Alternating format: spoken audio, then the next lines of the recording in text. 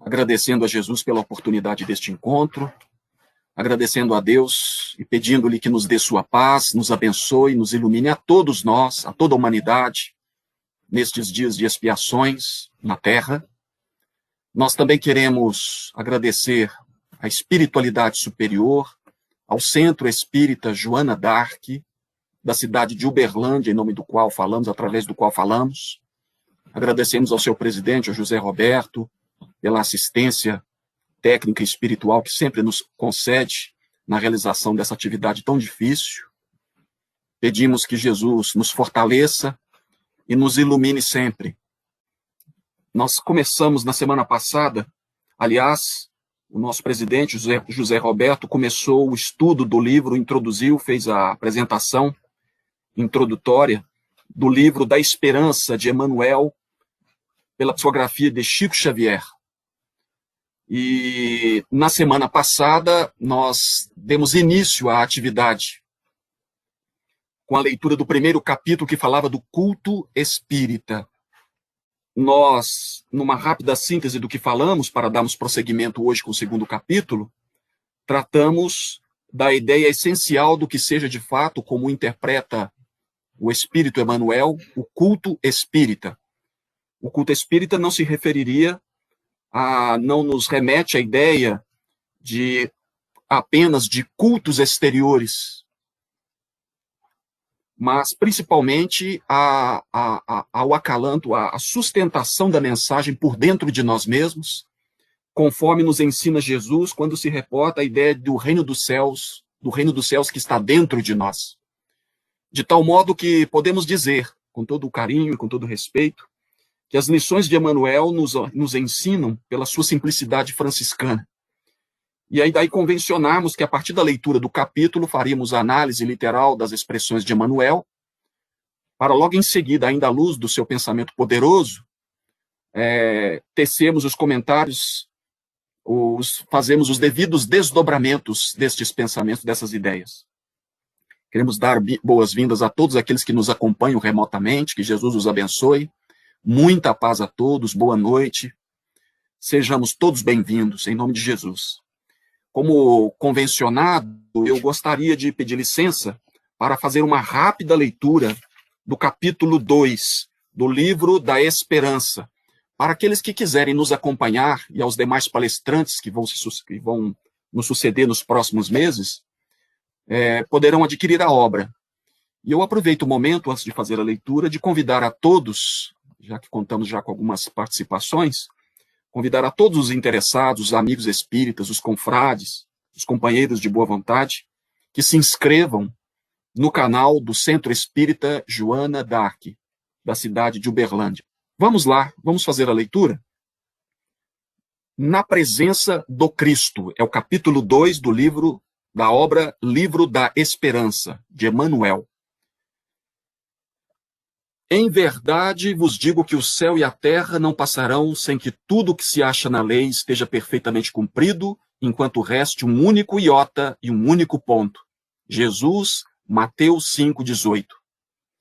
O Cristo foi o iniciador da mais pura, da mais sublime moral, da moral evangélico-cristã, que há de renovar o mundo, aproximar os homens e torná-los irmãos, que há de fazer brotar de todos os corações a caridade e o amor do próximo, e estabelecer entre os humanos uma solidariedade comum. De uma perfeita moral, enfim, que há de transformar a terra, tornando a morada de espíritos superiores aos que hoje a habitam. Isso se encontra em O Evangelho segundo o Espiritismo, de Allan Kardec, capítulo 1, item 9. Agora vem a elucidação, o comentário de Emmanuel. A ciência dos homens vem liquidando todos os problemas alusivos ao reconforto da humanidade. Observou a escravidão do homem, pelo próprio homem dignificou o trabalho através de leis compassivas e justas. Reconheceu o martírio social da mulher que as civilizações mantinham em multimilenário regime de cativeiro e conferiu-lhe acesso às universidades e profissões. Inventariou os desastres morais do analfabetismo e criou a grande imprensa. Viu que a criatura humana tombava prematuramente na morte, esmagada em atividade excessiva pela própria sustentação, e deu-lhe a força motriz. Examinou o insulamento dos cegos e administrou-lhes instrução adequada. Catalogou os delinquentes por enfermos mentais e, tanto quanto possível, transformou as prisões em penitenciárias e escolas. Comoveu-se diante das moléstias contagiosas e fabricou a vacina. Emocionou-se perante os feridos e doentes desesperados e inventou anestesia. Anotou os prejuízos da solidão e construiu máquinas poderosas que interligassem os continentes. Analisou o desentendimento sistemático que oprimia as nações e ofereceu-lhes o livro e o telégrafo, o rádio e a televisão que se aproximam na direção de um mundo só. Entretanto, os vencidos da angústia aglomeram-se na terra de hoje como eles enxameavam na terra de ontem. Articulam-se todas as formas e despontam de todas as direções. Perderam o emprego que lhes garantia estabilidade familiar e desorientam-se banidos, abatidos à procura de pão. Foram despejados do teto, hipotecado a solução de constringentes necessidades e vagueiam sem rumo. Encontram-se despojados de esperança pela deserção dos afetos mais caros e abeiram-se do suicídio. Caíram em perigosos conflitos da consciência e aguardam um leve sorriso que os reconforte. Envelheceram sacrificados pelas exigências de filhos queridos que lhes renegaram a convivência nos dias da provação e amargam doloroso abandono. Adoeceram gravemente e viram-se transferidos da equipe doméstica para os azares da mendicância.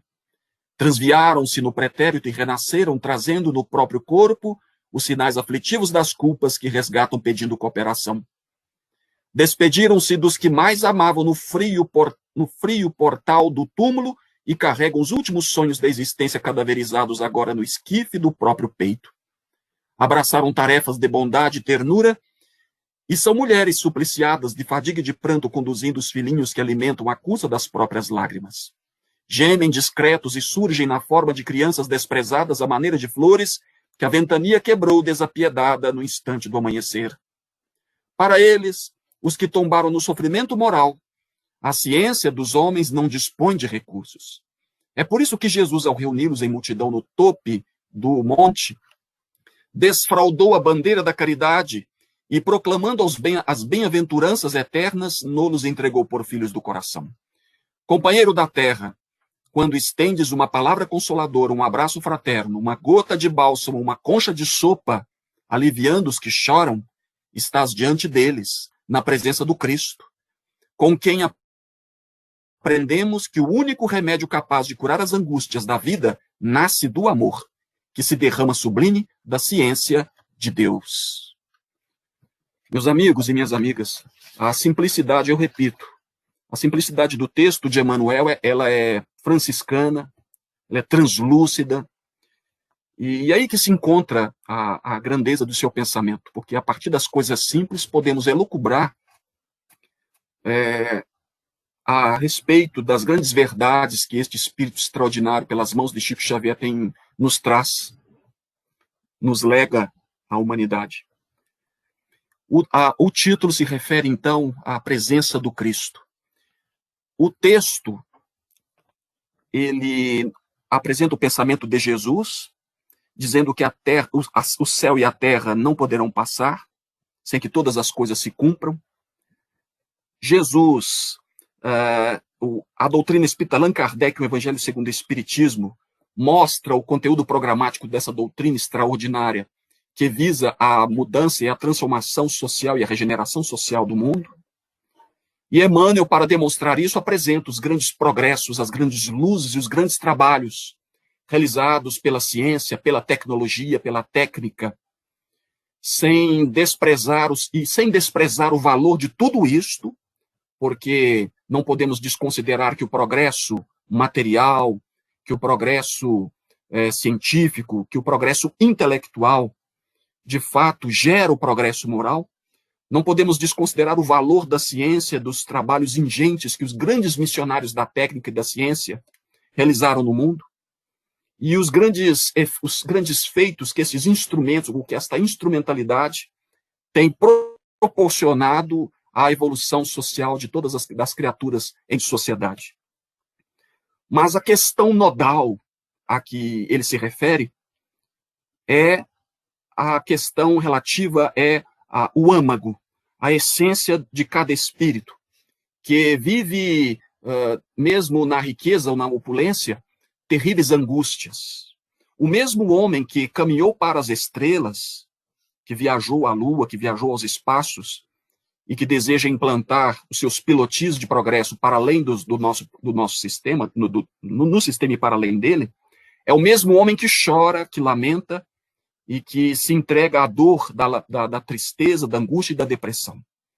Da mesma forma que os grandes impulsos do progresso material caminham para a exterioridade dominando o mundo, os pulsos de morte, se assim podemos dizer, ou de depressão, continuam latejando na intimidade da criatura que chora inconsolável. Os mesmos homens, e muitos o representam, muitos podem ser vistos assim, que trabalham como verdadeiros missionários da ciência, são os mesmos que às vezes se utilizam da ciência para a destruição da vida na Terra. O instrumento que deveria enaltecer a vida poderá, e isso já aconteceu na história, pode ser utilizado, e tem sido utilizado algumas vezes, para a depreciação da criatura humana, para a depreciação da dignidade dos seres da Terra.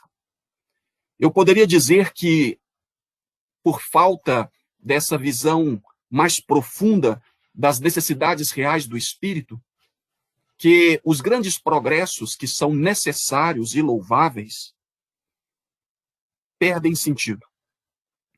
Sem o atendimento às necessidades mais profundas do homem no campo da angústia, da miséria, da dor e da fome, nós não poderemos ter uma sociedade totalmente redimida. Eu me lembro aqui de Allan Kardec em O Livro dos Espíritos, na questão 685, onde ele fala de educação.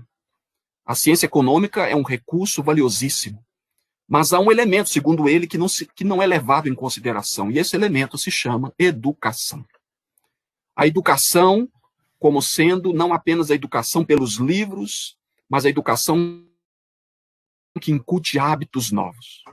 E se nós não nos detivermos na educação dos homens, ainda que às custas dos recursos técnicos do mundo, nós não teremos um progresso pleno e integral. A ideia de Emmanuel tangencia, ela passa por estas ideias, pela análise simples de sua literalidade, a literalidade do texto. E aqui, Emmanuel vai apresentando as criaturas, vai apresentando, dando exemplos de progressos materiais, fala das angústias humanas e nos apresenta aqui a solução, ou a proposta de profundidade, que não despreza os progressos exteriores da ciência, mas que conjuga isso à proposta do verdadeiro amor como ciência de Deus. Isso é muito bonito. Se a ciência do mundo salva corpos, a ciência do amor de Deus redime almas. Redime almas. E creio mesmo que quando esta ideia for perfeitamente integralizada pelo coração do homem, o mundo haverá de se transformar e de se redimir. Não é um trabalho para o dia de amanhã apenas, para uma semana. É um trabalho de eternidade. Por isso que Jesus haverá de ser sempre aquele que, pela sua presença, como é o título do capítulo de hoje, a presença na presença do Cristo, é aquele que faz por fora, pelos exemplos que dá, porque ele já é um espírito redimido e puro, aquilo que devemos fazer por dentro de nós mesmos.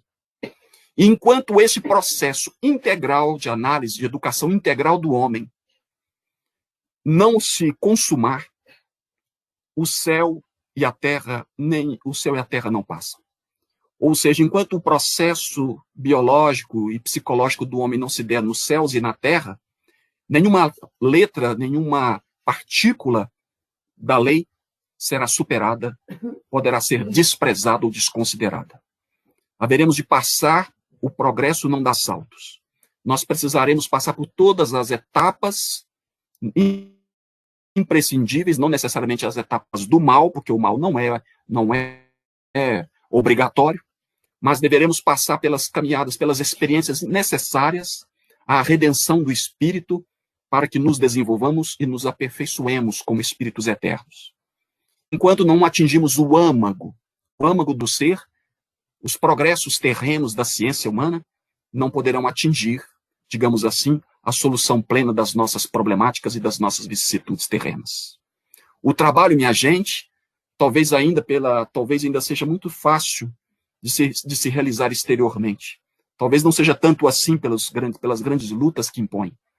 Mas se não atingirmos a essência das questões humanas que se encontram na raiz do coração, da alma do homem, nada poderá ser feito ou muito pouco conseguiremos, sem nenhum demérito para os grandes trabalhos e os esforços que a ciência tem feito, principalmente na área da psicologia, não é mesmo? Para a transformação e para o afago das dores e dos sofrimentos, das angústias, do vazio existencial e dos sonhos e dos ideais que todos nós cultivamos neste mundo de provas e de expiações, caminhando já para a regeneração. Muito bem. Assim sendo, meus amigos, nós deveremos compreender que a proposta de Emmanuel é de que vivamos de fato a experiência do amor de um ponto de vista mais alto que transcenda os interesses pessoais. Eu me recordo aqui de uma expressão de Jesus ainda, quando ele fala das experiências pelas quais deveremos passar no céu e na terra, até que tudo se consuma na lei. Porque a lei, mesmo sendo a lei antiga da Torá e os profetas, ela carrega em si o germe das grandes verdades dos céus, na sua amplitude. Jesus, no capítulo 5 do Evangelho de Mateus, ele faz uma análise muito belíssima, ele faz uma incitação, ele nos incita ao posicionamento adequado, ao nosso posicionamento humano no mundo. E ele diz assim: resplandeça a vossa luz diante dos homens, para que, em vendo as vossas boas obras, glorifiquem o vosso Pai que está nos céus. Eu acho isso tão bonito. Resplandeça a vossa luz. A luz não pode ser ocultada, colocada debaixo do alqueire. Não adianta dizer apenas que o indivíduo ele é bom no fundo ele é bom. Às vezes ele é terrível, ele é difícil, insuportável e dificulta muito as coisas no mundo, na sua própria vida e na vida daqueles que o cercam. Mas não adianta ser bom no fundo, na essência. É preciso que a bondade que há em nós, porque trazemos Deus em nós, porque nós somos seus filhos, é preciso que essa bondade se manifeste, seja patente, seja flagrante e visível a todos, para que a diferença se faça. Não podemos nos omitir na presença do Cristo. E colocarmos-nos na presença do Cristo caminharmos sob o seu magnetismo amoroso. E para isso, teremos que realizar mudanças ou transformações estruturais, de dentro para fora, para que, de fato, conforme ele nos ensina e nos estimula, né, para que, de fato, o reino dos céus seja implantado ou fundado no nosso próprio coração. E aí, por consequência, pela nossa mudança íntima, haveremos de galvanizar aos demais, que se sentirão estimulados também neste trabalho de autoconhecimento, para que o mundo, ao final, se transforme por consequência. Não é fácil, meus amigos. Não é uma atividade de imposição, de arrogância ou de autoritarismo. A ideia do ser humano, falando da presença do Cristo e do amor a que se refere Emmanuel, como ciência de Deus, precisaremos então compreender o campo em que mourejamos na atual vilegiatura terrena, na atual existência, na atual reencarnação. E ao longo das vidas também, porque o nosso trabalho de educação espiritual, ele é um trabalho eterno, que demanda tempo e séculos. Devemos compreender a ideia do amor, ela compreende muito as necessidades do outro. E eu me recordo aqui, meus amigos, que a mitologia romana tratava de um Deus muito especial, que se refere às necessidades mais íntimas das criaturas do mundo. Ele é pouco conhecido. Ele se chamava o Deus Cuidado. É engraçado isso. No panteão romano, não é grego, no panteão romano, havia dentre as divindades um Deus chamado Cuidado. E disse que o Deus Cuidado, caminhava pelas margens de um rio, toma nas mãos o barro, a terra úmida daquele rio, modela um ser, uma criatura, e como ela precisava viver, ele evoca Júpiter, o deus Júpiter, que insufla um sopro de vida e ele passa a ser uma alma vivente. Aquele ser passa a ser uma alma vivente. Ele se movimenta, passa a ter o formato de um homem, um aspecto, passa a viver, respirar, recebe vida de Júpiter, e logo se instala uma disputa, uma pequena disputa, porque Cuidado quis, a partir da criação do ser, que ele havia modelado em Júpiter, e recebido, que ele havia modelado, e que Júpiter havia dado a vida, passa a haver uma disputa entre os dois deuses, entre Cuidado e Júpiter, porque eles estavam disputando quem daria o nome, quem batizaria, quem daria o nome àquele ser. Cuidado queria dar o seu próprio nome. Júpiter queria dar o seu nome. Houve uma disputa. Para piorar, surge a deusa Gaia, Terra, aquela que havia fornecido o material para a formação daquela criatura. E ela então diz, olha, vocês, o direito é meu, porque esse homem é formado da minha matéria, ele é meu filho, eu tenho o direito de dar um nome, de dar nome a este ser. E aí passaram a ser 3 deuses disputando. Até que os 3 evocaram Saturno como juiz da causa. Ele comparece e diz o seguinte, vira-se primeiramente para Júpiter, e diz o seguinte, olha, Júpiter, quando essa criatura morrer, esta criatura, a sua alma dada por você, ela voltará para os seus braços. Virando-se então para a deusa Terra, ela disse, quando este ser morrer, a matéria de que este ser é formada voltará para o seu seio, para a sua intimidade. E enquanto esse ser viver, o Deus Cuidado haverá de zelar por ele. Esta história mostra, em essência, o seu sentido moral. Ela demonstra que a necessidade profunda do ser é o cuidado. Que enquanto vive, ele precisa de cuidado. Há um filósofo alemão chamado Martin Heidegger, que escreveu um livro chamado Ser e o Tempo, em que ele faz uma análise da ontologia fundamental da criatura, que ele chama de Dasein. Ele afirma que a necessidade mais profunda do ser é a de cuidado, de zelo. Todo ser precisa de cuidado. Precisa ser cuidado, zelado, cultivado, bem tratado. Todos nós temos uma necessidade afetiva, vamos dizer assim, de cuidado. E é curioso perceber isso, que o ser na Terra que mais corre risco de segurança social não é o mico-leão dourado, não é a baleia orca, não é o urso panda, eles também sofrem risco de extinção, mas é o homem, porque ele sofre muitas inseguranças sociais. O nível de miséria da Terra tem crescido muito. A fome, a miséria, as guerras, as contendas, as desinteligências humanas têm colocado em risco a ética do cuidado na Terra. De modo que a mitologia romana tem razão quando fala da existência de um Deus Cuidado que o acompanha durante toda a sua vida, dando-lhe a garantia de existência para uma morte, para um nascimento e para uma morte digna. Muito bem. A necessidade profunda, então, como temos dito, é a de cuidado. Nós temos muita necessidade disso. E me parece que Jesus sempre trabalha com esta ideia, não é mesmo? A necessidade de zelo, de carinho, de fraternidade. Eu me recordo aqui de Lucas, no Evangelho de Lucas, lá no capítulo 14, salvo engano, porque nós nos lembramos aqui da parábola do bom samaritano. Não há nada mais representativo dessa necessidade de cuidado do que esta parábola, não é mesmo? Ali é um homem, definido pela sua etnia, um samaritano. A figura dessa criatura, a identidade pessoal não é importante. Porque se trata de uma ação que ele pratica que poderia ser comum a qualquer criatura. E se ela não acontece por outros seres, é porque talvez esses outros seres tenham motivos ou razões pessoais para não fazê-lo. O bom samaritano descendo então de Jerusalém para Jericó, o que demonstra uma queda do campo vibratório, sujeitando-se aos riscos de um ataque iminente, cai nas garras de salteadores que o deixam ferido e semi-morto. O sacerdote passa e nada faz. O levita também passa e nada faz também, passa ao largo, distante.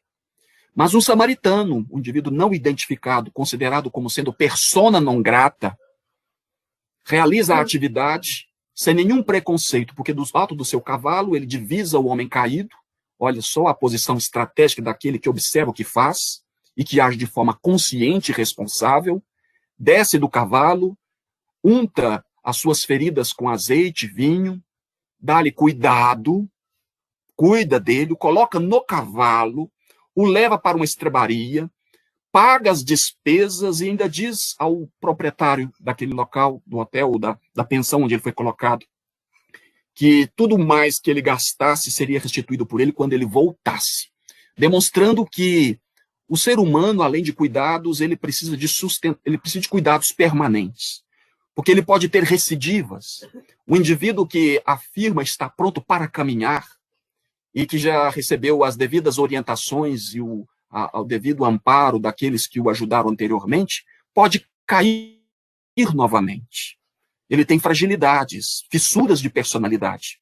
Mas este bom samaritano, porque ele é um bom samaritano, simplesmente o acompanha desde o momento do socorro até o instante em que o entrega à estrebaria, para determinar ao Senhor que cuidasse dele lá ali dentro, e afirmando mesmo que quando voltasse, restituiria ou reembolsaria as despesas que ele tivesse. Isso é muito bonito, é uma necessidade de cuidado. Mas o curioso é que esta parábola é contada por Jesus a partir de uma provocação de um doutor da lei, que lhe pergunta o que devo fazer para conseguir alcançar o reino dos céus. E ele afirma, o que lês na lei, como lês? O que está escrito na lei e como lês? Porque uma coisa é o que está escrito, não é mesmo? E a outra coisa é como interpretamos aquilo que lemos. E ele afirma amar a Deus sobre todas as coisas, com todo o nosso entendimento, com toda a nossa força, com todo o nosso, com toda a nossa alma, com todo o nosso espírito, e ao próximo como a nós mesmos. Olha, você disse muito bem, então faça isso. E aí o próprio, o homem, doutor da lei, ele pergunta, mas quem é o meu próximo? É muito bonito, né? Quem é o meu próximo? A pergunta é muito mais profunda do que podemos imaginar. E aí Jesus conta esta parábola, dizendo que o próximo pode ser aquele, talvez, é o indivíduo que esteja mais próximo. E aí, quando ele termina de contar a parábola, ele pergunta, do seu ponto de vista, Jesus pergunta, né? Do seu ponto de vista, quem seria o próximo daqueles 3 homens que lhe prestaram, o próximo daquele homem caído, dos 3 que passaram por ali? Falei, olha, aquele que teve misericórdia por ele. Vejam que bonito. O espírito da misericórdia, que é o coração na miséria do outro, é uma manifestação plena da caridade em forma de cuidado, de zelo, de carinho, de afago, de amparo, de sustentação. É o exercício pleno do amor, que se faz na figura do próximo em homenagem ao grande espírito do amor que é Deus. Porque não se pode amar o próximo sem amar a Deus, e não se pode amar a Deus sem amar o próximo. Esta é a proposta da ciência do amor de Deus. E aquele que consegue integralizá-la, incorporá-la, metabolizá-la por meio dos esforços ingentes da benevolência, do amor e do perdão, haverá de atingir este fanal. Allan Kardec, muito atento à ideia da misericórdia, da caridade, pergunta porque a caridade, sendo o amor em execução, pode ser interpretada de muitas maneiras, não é mesmo? Eu conheço mesmo pessoas que dizem ciúme é sinal, que o ciúme é amor, que eu matei por amor. Algumas pessoas confundem o amor, por exemplo, com sensações eróticas, confundem com o sexo, e se o sexo não existir, não tem amor. Enfim, muitos entendem o amor do seu próprio ponto de vista, a partir do local onde se encontram os seus próprios pés. Como dizia Leonardo Boff, todo ponto de vista é a vista de um ponto. E devemos respeitar, porque cada um está no nível psicológico. Mas é preciso buscar um consenso a partir do entendimento da lei de Deus. E aquele que melhor a representa como sendo o verbo de Deus na terra é o nosso Mestre Jesus. E Allan Kardec, sabendo disso, ciente, porque era o seu mais lúcido discípulo, pergunta, então, aos espíritos, às grandes vozes dos céus, lá na pergunta 886, que é muito conhecida de todos nós. Qual seria o sentido da caridade conforme entendia Jesus? E Allan Kardec afirma benevolência para com todos, indulgência para com as imperfeições alheias e perdão das ofensas. Poderemos dar coisas, fazer, porque Às vezes o indivíduo está com fome e necessita de amparo, da corda de pão, mas deveremos realizar o ato integrando-o, caracterizando-o pelas virtudes a que se referem os espíritos lá nessa pergunta: benevolência, indulgência e perdão. Não é o que se faz que importa, é como se faz. Porque conforme fazemos, agimos mobilizando forças íntimas internas que haverão de criar em torno de nós uma irradiação. Aquilo que Jesus chama de a verdadeira túnica nupcial. Que é uma manifestação, obviamente, física, porque ela haverá de repercutir no nosso sistema endocrínico, na nossa pele, na maneira de olhar, no sorriso, na alegria, no nosso sistema nervoso central, mas é também uma manifestação, uma irradiação invisível, que contagia, que toca, que comove aos corações mais endurecidos. É um sentimento diferente. É um sentimento semelhante àquele que Paulo de Tarso sentiu quando estava sendo supliciado. E naquele instante ele tem um êxtase. Ele se sente absolutamente integrado, se sente perdoado pelos delitos perpetrados com o perseguidor do Cristo e dos cristãos. E naquele momento, quando ele estava sendo supliciado, amarrado ao pau, ele simplesmente sente uma paz, percebe uma paz, sente, né? Uma paz que ele nunca havia sentido em nenhum momento de sua existência. Nem mesmo nos grandes dias de glória que ele havia vivido como doutor da lei no Sinédrio. E como grande promessa da raça, não é mesmo? São coisas que muito difícil. O amor é de fato um sentimento muito difícil de ser descrito, porque nós não sabemos exatamente o que é isto. Às vezes temos uns lampejos de lucidez a respeito do que seja este sentimento. E estamos trabalhando para isso a partir das experiências do lar, no trabalho, com as pessoas mais difíceis, a fim de que isso se expanda para toda a humanidade. Então, o importante não é o que se faz, é como se faz. É aquela figura, e uma coisa que demonstra muito bem isso, um exemplo clássico, é aquele que sempre citamos, o exemplo de Jesus. Quando observando a maneira como as pessoas depositavam as suas oferendas no gasofilácio, aquela caixa da caridade que ficava na porta do templo, Jesus, então, observando o óbolo, as poucas moedinhas de uma viúva, ele para tudo e diz, e Jesus observando o modo, diz o evangelista, né? Observando o modo como depositavam ali as suas oferendas, vejam só, o modo não é o que. Ele para no momento em que a pobre viúva, que era realmente muito pobre, e considerada, digamos assim, uma marginal na sociedade farisaica, na sociedade judaica, Jesus para tudo, ele diz, esta mulher deu muito mais do que os demais, do que os outros que depositavam ali no gasofilácio oferendas prodigiosas. Ela deu muito mais, porque ela deu do que lhe faltava. Como é possível, né, dar do que nos falta? Se é tão pouco que damos, por que é tão importante? Porque damos daquilo que temos. E aquilo que temos não é aquilo de que dispomos na forma de moeda, mas das construções seculares do espírito no campo do amor. E aquelas lições consolidadas pelo amor ficam para sempre. Qualquer aprendizado, qualquer lição, qualquer trabalho que se realize, por mais doloroso que ele seja, só terá frutos positivos para nós se o realizarmos com amor. Porque não será apenas o exercício da memória, de uma fixação mnemônica, mas de uma construção inconsciente da alma. E quando repetimos a experiência num novo ciclo, quando abrimos uma nova laçada de progresso, porque a evolução é uma elipse, haveremos de fazer, de praticar ou de agir de forma natural, de forma automática. E tudo o que dissermos, falarmos ou não falarmos, poderá ser lição representativa desse amor aos olhos dos mais ignorantes. É exatamente assim que Jesus age. Eu me lembro aqui de Jesus quando ele dialoga no momento do seu encontro inesquecível com a mulher adúltera, não é? Ali ele a fala ao final, mas antes disso ele se senta quando ele é interpelado para saber se aquela mulher deveria ser ou não apedrejada, porque ela havia sido surpreendida em adultério. Ele se abaixa e começa a escrever. Faz silêncio. Esse silêncio ele é eloquente. Jesus não fala assim, ele não ensina apenas falando, ele também ensina agindo e ensina às vezes calando-se. O silêncio de Jesus é eloquente. Esses grandes espíritos ensinam por todos os meios, porque já integraram, já incorporaram, já automatizaram as lições que, por enquanto, nós outros estamos apenas memorizando e que poderão ser carcomidas ao final de nossa existência pelas enfermidades neurológicas, não é? Ou pela destruição do nosso corpo. E quando retornarmos, teremos que repetir a experiência para a fixação da lição. Mas que ela seja fixada pelo amor, que não seja pela dor apenas. Porque fazer as coisas por obrigação, da boca para fora, para cumprirmos formalidades exteriores, talvez possa ser importante para o atendimento das necessidades prementes da sociedade, porque é melhor fazer assim do que não fazer nada.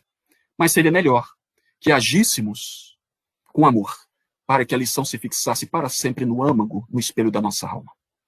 Meus amigos, eu me lembro ainda de Jesus, ainda quando no seu encontro, quando ele conta uma parábola muito interessante, que é conhecida, mas pouco citada, que é a parábola do amigo importuno. Esquisito isso. Como um amigo pode ser importuno? Ele também demonstra o zelo, o cuidado, o carinho. É a lição falada, tornada palatável, compreensível e inteligível às inteligências humanas. Quando ele se refere à parábola do amigo importuno, ele diz assim, olha, quem de vocês não terá um amigo, mais ou menos assim, quem de vocês não terá um amigo que o procure à meia-noite pedindo-lhe 3 pães? E diz assim, amigo, me empreste 3 pães, porque recebo agora, neste momento, à meia-noite, um amigo que vem do caminho, que veio da estrada, e eu não tenho nada para oferecer a ele. Dê-me 3 pães. E esse homem, esse amigo, dentro de casa, grita, não me incomode porque já é tarde. Já estou recolhido à cama com os meus filhos. Eu não posso te dar os 3 pães. E o texto se encerra com a proposta do mestre dizendo assim, se esse homem que está dentro de casa não se levantar espontaneamente para dar os 3 pães ao amigo, ele haverá de se levantar pela importunação do amigo. É esquisito isso. Como é possível que um amigo seja importuno? Talvez os amigos verdadeiros sejam aqueles que nos advirtam, que nos admoestam, que se insinuam mostrando-nos as falhas e as imperfeições, que abrem os nossos olhos, que cuidam de nós. A amizade importunante ou importuna é uma forma manifesta de cuidado, que afaga o íntimo do ser. Podemos, às vezes, resistir porque o nosso interesse pessoal pode ser grande demais. Mas, no fundo, a gente sabe que a lição que é Jesus ou Deus falando pela porta da amizade ao nosso coração, chamando-nos de volta para o Senhor, para Deus, sem que necessitemos sofrer tanto na vida. Meus amigos, a lição de Jesus é surpreendente, porque nos fala de cuidado, de zelo, da prática cuidadosa do amor, para que estejamos na sua presença, na presença do Cristo. Não nos omitamos. Como eu disse, é preciso que a luz resplandeça. Ela tem que ser flagrante, não pode estar no fundo. Eu já não me deixo seduzir pela expressão, no fundo, ele é bom. Mas como assim ele é bom? Ele é bom realmente. Todos nós, no fundo, somos bons porque somos filhos de Deus. Mas nós não somos jazidas de petróleo, né, para sermos exploradas no pré-sal, a fim de que alguma coisa bem lá no fundo seja retirada para fora. Nós somos filhos de Deus. O bem deve resplandecer, tem que estar à flor da pele. Com sabedoria, com equilíbrio, com parcimônia. E há muita gente necessitada disso, de cuidado na terra. Porque a terra nunca passou por tantos conflitos e por tantas dores. E se assim não agimos, nós não haveremos de antecipar a edificação da grande Jerusalém que desça sobre a terra, redimindo-nos de todo o mal. A fim de que a fome, a morte, a tristeza, a tragédia, a guerra, batam em retirada para sempre do mundo. Não podemos nos omitir. Eu recordo, para encerrar aqui, o pensamento de Albert Einstein. Né? Ele dizia que o mundo não se sente ameaçado apenas, grande Einstein, ou a maior inteligência do século XX. O mundo não se sente ameaçado por aqueles que fazem, pelos maus, mas por aqueles que permitem que a maldade se faça. É a omissão. Martin Luther King Jr. também falava, né, que o que me assusta não é o grito dos maus ou dos violentos. É o silêncio dos bons. É a omissão. E talvez tenha sido por isso que Allan Kardec, muito preocupado com a prevalência do mal na Terra, tem perguntado lá na questão 923, salvo engano, no Livro dos Espíritos: por que será que o mal sobrepuja? Por que tão frequentemente o mal predomina sobre o bem na Terra? Ele já havia percebido isso. Não podemos ser ingênuos de achar que estamos no mundo perfeito. É o mundo de Deus, mas tem as suas dificuldades e problemáticas. Por que prevalece? E eles respondem: pela fraqueza dos bons. Os maus são ousados e intrigantes, ou são intrigantes e ousados. Mas os bons são tímidos. Quando os bons o quiserem, preponderarão. Então devemos fazer um esforço de extração do bem que há em nós, colocarmos-nos na presença do Cristo, a fim de que o amor se faça concreto, conjugando e sublimando os recursos da ciência do mundo. Dessa maneira, haveremos de ter aí uma enxertia psíquica profunda do amor de Deus sobre a Terra, que encontrará na nossa intimidade, do nosso solo íntimo, campo ou um piso adequado para que a flor do Evangelho se esboce, se desenvolva e cresça plenamente, tornando-se uma verdadeira árvore que dê frutos bons. Há muitas árvores prodigiosas, frondosas, com frutos venenosos. Mas eu creio que os bons são a maioria na Terra.